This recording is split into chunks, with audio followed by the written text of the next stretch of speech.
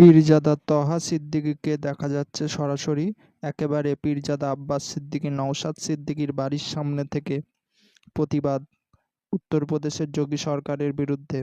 একটি ২৬-এ নিশানা ভাঙড়ে ক্যানিংয়ে যাবে দাবি রেখেছেন পীরজাদা তহা সিদ্দিকী। শওকত মোল্লার রাতের ঘুম উড়িয়ে দেবেন তিনি। একই ২৬-এ সেই ভোট প্রচারের একেবারে প্রথম পর্ব শুরু একেবারে ভাইজান আব্বাস সিদ্দিকী এবং নওশাদ সিদ্দিকীর বাড়ির সামনে থেকে। সকলে কমেন্ট করে জানাবেন।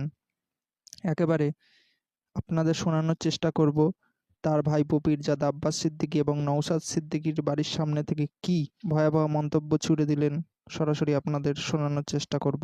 কি সত্যি ক্যানিংয়ে ভাঙড়ে গেলে শওকত মোল্লা হাঁপাবে, দৌড় কাটাবো হাঁপাবে, এমনই মন্তব্য রেখেছেন তহা সিদ্দিকী। সকলে কমেন্ট করে জানাবেন সরাসরি। আজকের এই ঐতিহাসিক বাইক র্যালিতে উপস্থিত আছেন বর্তমান ফুরফুরা দরবার শরীফের মুখ্য নির্দেশক পীরজাদা আলহাজ মাওলানা মোহাম্মদ। আমরা জানি উত্তরপ্রদেশে একটা সরকার আছে, যে সরকারটা হচ্ছে যোগী সরকার, কিন্তু সারা ভারতবর্ষের মানুষ এখন যোগী সরকার বলছে না, বলছে জঙ্গি সরকার। সেই জঙ্গি সরকার উত্তরপ্রদেশের মুসলমানদের মাদ্রাসা মসজিদ থেকে জুলুম করে বিভিন্ন জায়গায় আঘাত করেছে। আঘাত করতে করতে ও এত বড় বেড়ে গেছে। উত্তরপ্রদেশের রসুলের প্রেমিক যারা মুসলমান, তারা আইলাল মোহাম্মদ সাল্লাল্লাহু কিছু পতাকা নিয়ে বেরিয়েছিল। উত্তরপ্রদেশের প্রশাসন তারা করেছে কি সেই মানুষগুলোকে, সেই যুবক ছেলেগুলোকে অত্যাচার জুলুম করে গেছে। এটা আমরা সবাই জানি। শুধু তাই না, তাদের হাত পা ভেঙে দিয়ে তাদের জেলে ঢুকিয়েছে।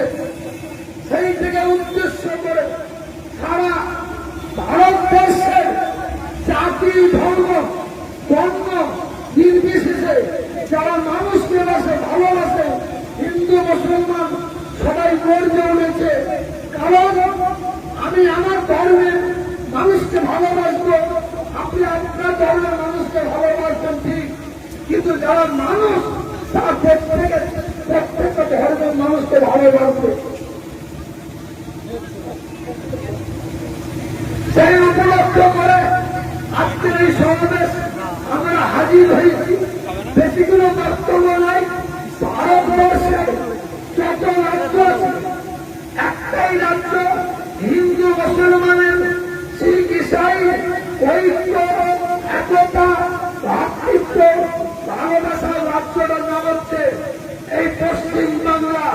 এই পশ্চিম বাংলার আমরা হিন্দু মুসলমান হাতে হাত রেখে আমরা শপথ নেব, আমরা সাম্প্রদায়িক শক্তিকে প্রবর্তন করবো ইনশাআল্লাহ।